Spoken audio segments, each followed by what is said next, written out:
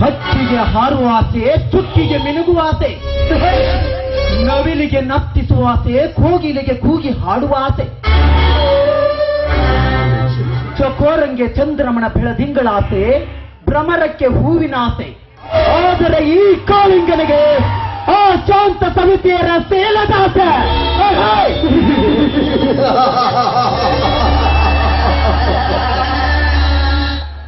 ಸವಿತಾ,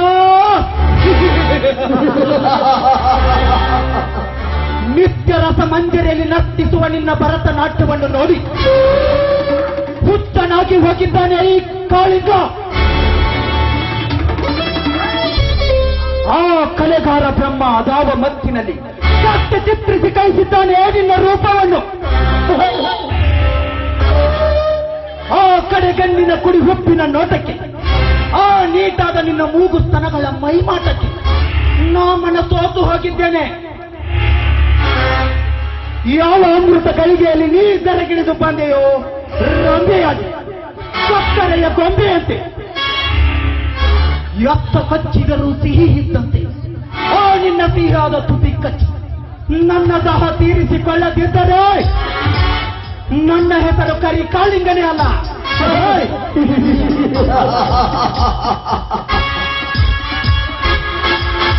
ಓಹೋ, ವಾಯು ಯುವರಕ್ಕಿಂದು ಅವಳೇ ಇತ್ತ ಕಡೆಗೆ ಬಂದಂತಿದೆ.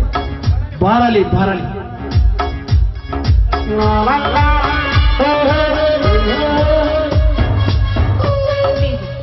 ಸ್ವಲ್ಪ ನನಗೆ ದಾರಿ ಬಿಡ್ತೀರಾ? ಎಸ್ ಮೇಡಮ್, ನಿನ್ನ ಬರುವಿಕೆಯನ್ನೇ ನೋಡಿ ನಿನಗೆ ದಾರಿ ಬಿಡಬೇಕೆಂದು ಚಾತಕ ಪಕ್ಷಿಯಂತೆ ಕಾತರನಾಗಿ ಕಾಯ್ತಾ ನಿಂತಿದ್ದೆ. ಓಕೆ, ಬಂದೇ ಬಿಟ್ಟಿರಲ್ಲ, ಇರಲಿ. ಅವಸರದಿ ಎಲ್ಲಿಗೆ ಹೊರಟಿದ್ದೀರಾ? ನಾನು ಎಲ್ಲಿಗಾದ್ರೂ ಹೋಗ್ತೀನಿ, ಅದನ್ನು ಕೇಳಕ್ಕೆ ನೀನ್ಯಾರು? ನಾನು ಯಾರು?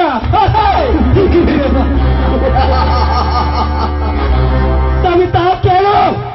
ಅರ್ಜುನನಲ್ಲಿರಬೇಕಾದ ಛಲ, ಭೀಮನಲ್ಲಿರಬೇಕಾದ ಬಲ, ಕೌರವನಿಗಿರಬೇಕಾದ ನೆಲ, ಶಕುನಿಯಲ್ಲಿರಬೇಕಾದ ಕುಲ, ಅಂತಹ ಕಲೆಯನ್ನು ಮೈಗಂಟಿಸಿಕೊಂಡಿರುವ ನನಗೆ ಕಾಳಿಂಗ ಅಂತಾರೆ. ಅರ್ಥಾತ್ ಈ ಊರ ಪೊಲೀಸ್ ಪಾಟೀಲ್ ಸಿದ್ದನಗೌಡನ ಪರಮ ಸ್ನೇಹಿತ ಶಿಕಾರಿ ರಾಜ ಅಂತಾರೆ. ಓಹೋ, ಅರ್ಥವಾಯ್ತು. ನಿಮ್ಮಂತವ್ರ ಜೊತೆ ಮಾತು ನನಗೆ ಅಗತ್ಯವಿಲ್ಲ. ಮರೆಯಿಂದ ನನಗೆ ದಾರಿ ಬಿಡಿ, ನಾನು ಹೋಗ್ತೀನಿ. ನಿನಗೆ ದಾರಿ ಬಿಡಬೇಕೆಂದೇ ಈಗ ಅಡ್ಡೈಸಿ ನಿಂತಿದ್ದೇನೆ ಸವಿತಾ. ಯಾಕೆಂದರೆ ವರ್ಷ ಪೂರ್ತಿ 18 ತುಂಬಿದರು, ಇನ್ನು ನಿನ್ನ ಕೊರಳಿಗೆ ತಾಳಿಯ 3 ಗಂಟಿಲ್ಲವೆಂದರೆ ಪಂಟನದ ನಾಡಿನ ಕೈ ಹಿಡಿದು ನೆಂಟಸ್ತಿಗೆ ಬೆಳೆಸಬೇಕೆಂದು ಬಂದಿರುವೆ. ಕಂಠಶ್ರೀಯಾದ ನೀನು ಆ ಬ್ರಹ್ಮ ಗಂಟಿಗೆ ಒಪ್ಪಿಗೆ ನೀಡಿದರೆ 178 ಎಕರೆ ಜಮೀನ್ದಾರನಾದ ಈ ಕಾಳಿಂಗ ನಿನ್ನ ಗಂಡನಾಗಿ ಬರುತ್ತಾನೆ. ನೀವೊಪ್ಪಿತು? ಮುಚ್ಚು ಬಾಯಿ ಹುಚ್ಚು ನಾಯಿ. ಹಾದಿಡ್ದ ಹೋಗೋ ಹೆಣ್ಣು ಮಕ್ಕಳಿಗೆ ಮದುವೆ ಆಗೋಂತ ಮಾತರಿಸಿ ಮಾತ್ರ ನಿನ್ನ ನಾಲಿಗೆ ಕತ್ತರಿಸಿ ಹಾಕಬೇಕಂತ ಬಳಿಗೆ ಎತ್ತರ. ನನಗೆ ಎತ್ತರ ಅದು ಈ ಶಿಕಾರಿ ಕರಿ ಕಾಳಿಂಗನಿಗೆ.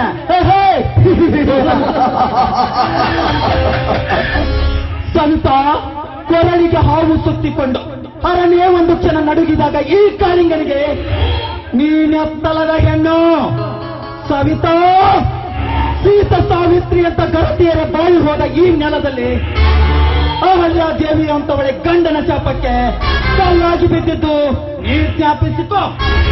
ನೆನಪಿದೋ ಮೂರ್ಖ? ಆ ದೇವೇಂದ್ರ ಅಹಲ್ಯಳಿಗೆ ಮೋಸ ಮಾಡೋದಕ್ಕಾಗಿ ಅವಳ ಮೈಯಲ್ಲಿ ಏಣಿ ಹುಟ್ಟಿದಂತ ಮೊದಲಾದ ನೀ ನೆನಪಿನಲ್ಲಿಕ್ಕೋ. ಇತಿಹಾಸ ಬಲ್ಲ ಬಿಲ್ಲನಿಯ ಬಲ್ಲವರಂತೆ ಬಪ್ಪಿಡಬೇಡ ನನ್ನ ಮುಂದೆ. ಈ ಪ್ರಫುಲ್ಲನ ಮಗ ಕಾಳಿಂಗ ಮನಸ್ಸು ಮಾಡಿದರೆ ಕನಸಿನ ರಾಣಿಯಾದ ನಿನ್ನನ್ನು ಸೀತೆ ಅಂತ ಹೊತ್ತೊಯ್ಯುತ್ತಾನೆ, ನೆನಪಿರಲಿ.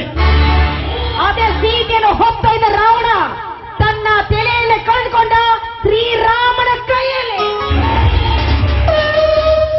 ಗಂಡನಿಲ್ಲದ ನಿನ್ನನ್ನು ಕುಂದು ಬಟ್ಟೆ ಇಲ್ಲದ ನಿಲ್ಲಿಸಿ ಮಲ್ಲಿಗೆಯಂತೆ ಮೈಮನ ತುಂಬಿದ ನಿನ್ನ ನಿತಂಬಗಳನ್ನು ಚಪ್ಪರಿಸಿ ಆ ಬಿಸಿ ಅಪ್ಪಿಗೆಯಲ್ಲಿ ನಿನ್ನನ್ನು ಅಪ್ಪಿ ಸಪ್ತಪದಿ ತುಳಿಸುವೆ ತಾಳಿ ಕಟ್ಟಿ ಓ ಬೇಗ. ಇಲ್ಲದ ಗಂಡ ಎಲ್ಲಿಂದ ಎತ್ತು ಬರುತ್ತಾನೆ ನಿನಗೆ ನಿನ್ನನ್ನು ಕಾಪಾಡಿ ನನ್ನೊಂದಿಗೆ ಹೋರಾಡಲು. ಇದ್ದಾನೋ ಪಂಡ, ಒಪ್ಪತ್ತಿಗೆ 20 ರೊಟ್ಟಿ ತಿಂದು ಸದಾ ತುಪ್ಪದಲ್ಲಿ ಕೈ ತೊಳೆದು ಕುರಿಯ ಹಾಲನ್ನು ಕುಡಿದು ಸದಾ ನಿಮ್ಮ ಒತ್ತೋಡಿಸಲು ನನ್ನ ಕೈಯಲ್ಲಿ ಗಂಡರಾಗಿ ಬರ್ತಾ ಬರ್ತಾರೆ. ಗಂಡನಿಲ್ಲದ ಬಾಯಿ ಮಾಡಿ ಬೆದರಿಸುವ ಹೆಣ್ಣೆ, ಯಾವ ಕಡೆಯಿಂದ ಎತ್ತು ಬರುತ್ತಾನೆ ನಿನ್ನ ಗಂಡ? ಸವಿತಾ, ಇಂದಿನಿಂದ ನಾನೇ ನಿನ್ನ ಪರ್ಮನೆಂಟ್ ಗಂಡ. ಬರಲೇಪ.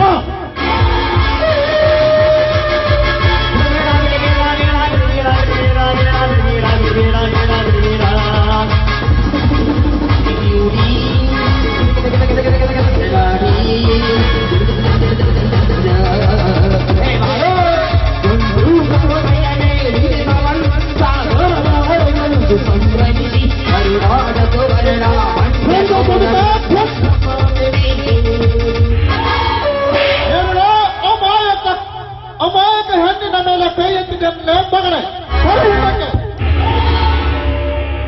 ನನ್ನ ಈ ಪ್ರೇಮ ಕದ್ದಾಲಿಕೆಯಲ್ಲಿ ಎತ್ತು ಬಂದ ನೀನೇ ಅವನಲ್ಲೇ ಜನರಿಗಾಗಿ ಕೌರವ ವೇತನ ತೊಡಬುರಿದ ಭೀಮ ಅಂದು ಸೀತೆಗಾಗಿ 10 ತಲೆ ರಾವಣನ ಕಂಡು ಕಡಿದ ರಾಮನ. ಇಂದು ಈ ಸವಿತೆಗಾಗಿ ನಿನ್ನ ಚಂಡು ಕಡಿಯಲು ಓಡಾಡಿ ನನ್ನ ಗಂಡು ಗಲಿ ಬಲರಾಮನ. ಏ ಬಲರಾಮ, ನಾನೇ ಗಂಡುಗಲಿ ಎಂದು ಬಗಳಬೇಡ ನನ್ನ ಮುಂದೆ. ಗೌಡನನ್ನು ಎದುರು ಹಾಕಿಕೊಂಡು ಕರಿಯನನ್ನು ಕುಸ್ತಿಯಲ್ಲಿ ಒಗೆದು ಕೆಡವಿ ಗೆದ್ದು ನೀನೇ ಗಂಡುಗಲಿ ಎಂದು ಚಂಡು ತಿರುವಿ ನನ್ನೊಂದಿಗೆ ಮಾತಾಡಬೇಡ. ನಾನು ಶೇಟ್ರೌಡಿ ಕಾಳಿಂಗ. ನೀ ನನ್ನ ತಂಟೆಗೆ ಬರಬೇಡ. ಅಕಸ್ಮಾತ್ ಬಂದ್ರೆ ನಿನ್ನ ಹೆಣ ಇಲ್ಲೇ ಬೀಳುತ್ತದೆ. ಶೇಟ್ರೌಡಿ ಕಾಳಿಂಗ ಲಪಂಗು, ನಾನಾರು ಗೊತ್ತೆ ನಿಮ್ಮಂತ ಶೇಟ್ರೌಡಿ ನನ್ನ ಮಕ್ಕಳನ್ನು 10 ಸೆಕೆಂಡಿನಲ್ಲಿ ತಿಂದು ತೇಗುವ ಭಕ್ಷ ಕಲಿತಾನೆ. ಮೊದಲು ಶಿಕ್ಷಣ ನೀತಿದ್ದು ಈ ಕನ್ನಡ ಕರತಿ ಮಾತೆಯನ್ನು ಇಲ್ಲೇ ಬಿಟ್ಟು ಹೋಗಿಬಿಡು. ಇಲ್ಲ ಅಂದ್ರೆ ಚಂದ್ರ ಮೂಡಿ ಬರುವುದರೊಳಗಾಗಿ ಆ ಇಂದು ಬರಣ ಬೆಳಕಿನಲ್ಲಿ ನಿನ್ನನ್ನು ಕೊಚ್ಚಿ ಹಾಕಿ ಮೊನ್ನಾಗ ಮುಚ್ಚಿ ಬಿಡ್ತೀನಿ. ನೀನು ಸರ್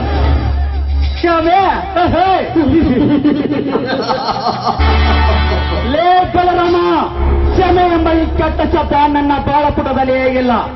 ನನ್ನ ನಿನ್ನ ಕೇಂಬಲ್ಲಿ ನಿನಗೆ ಅಂತ ಏನಿಟ್ಟ ನಾನು. ಕೊನೆಗೊಂದು ದಿನ ಈ ಹೆಣ್ಣು ನನ್ನ ದಕ್ಕನು.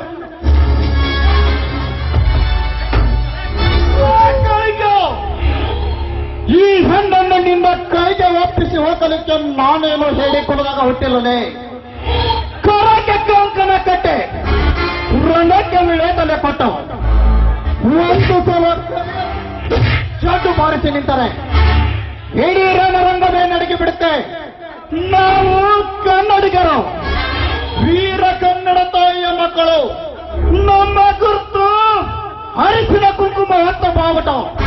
ಆ ಬಾವುಟ ಮುಟ್ಟಿದ್ರೆ ಅವರನ್ನೇ ಬಿಡೋದಿಲ್ಲ. ಆದ್ರೆ ನೀ ಸ್ವಂತ ಹೆಣ್ಣನ್ನು ಮುಟ್ಟಿದ್ದೀಯ, ನಿನ್ನ ಬಿಡ್ತೀವ ಇಲ್ಲ. ಮುಟ್ಟಿದ ಕೆಟ್ಟ ಕೈಯನ್ನ ಕತ್ತರಿಸಿಬಿಡ್ತೀವಿ. ಬಾರಲೇ ಗಂಡ ಮುಂದಕ್ಕೆ. ಓ ಭ್ರಮೆ, ಕನ್ನಡದ ಕುವರ.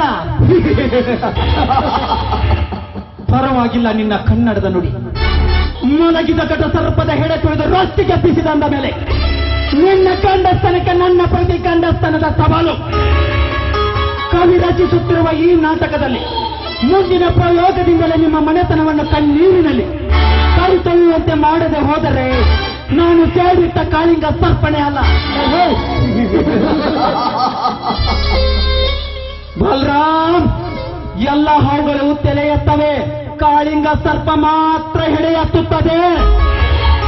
ಅಲ್ಲ ಸೆ ತುआ करना, धमकी मत करना, दुनिया मेरी है.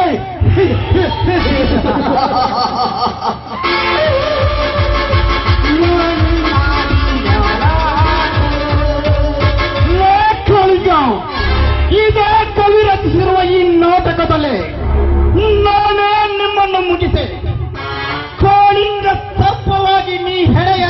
ನಿನ್ನನ್ನು ಕರುಡನಾಗಿ ನಿನ್ನ ಹೆಡೆಯನ್ನು ಕುಕ್ಕೆ ನಿನ್ನೆಲ್ಲರನ್ನು ಕೊಂದು ಇದೇ ಕವಿ ರಚಿಸಿರುವ ನಾಟಕದಲ್ಲಿ ನಾನೇ ಕಿಂಗಾಗಿ ಮೆರೆಗೆದ್ದಿದ್ದರೆ ನಾನು ಬಲರಾಮನೇ ಅಲ್ಲ.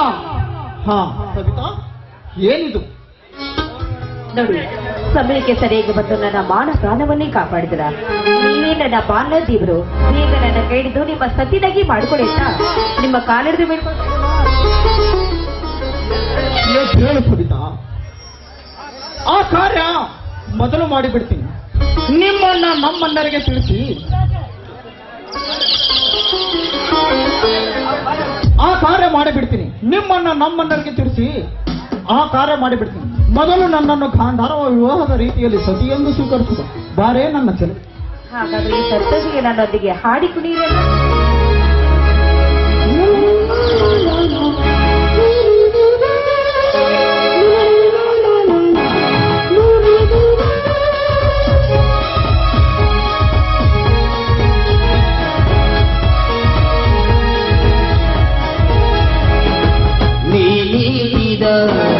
ನನ್ನ ಕೈಲೂ ಇದು ಸಂಗಿ ಹಾಡಾಡಿ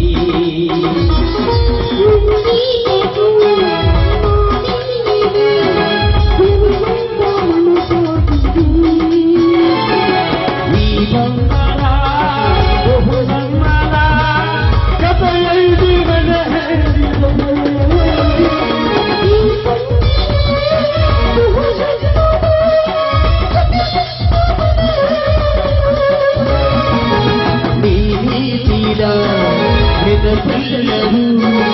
यदि संगी हाड़ाड़ी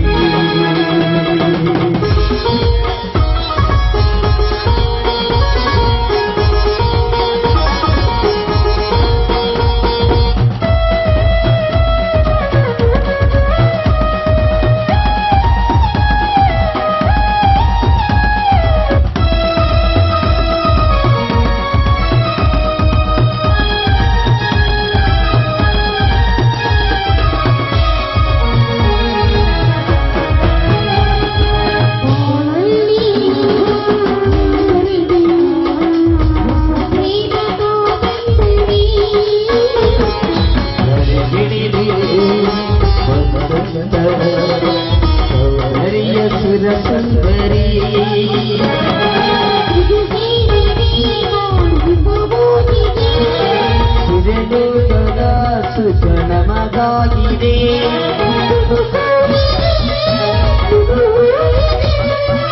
ಎದೆಗೋದಿನ ಇದು ಹಾಡು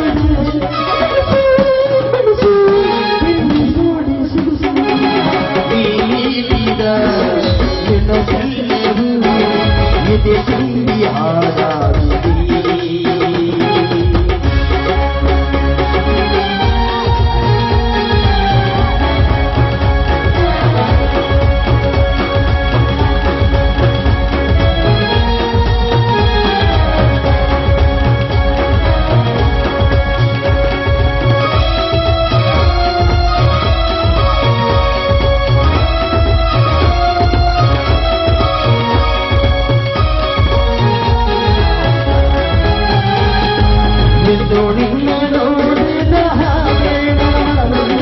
ಎಂದು ಹೀಗೆ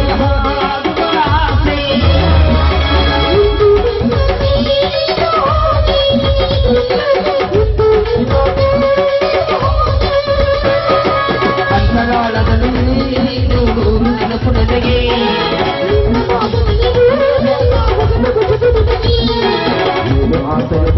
ಕಾತು ಅನುರಾಗ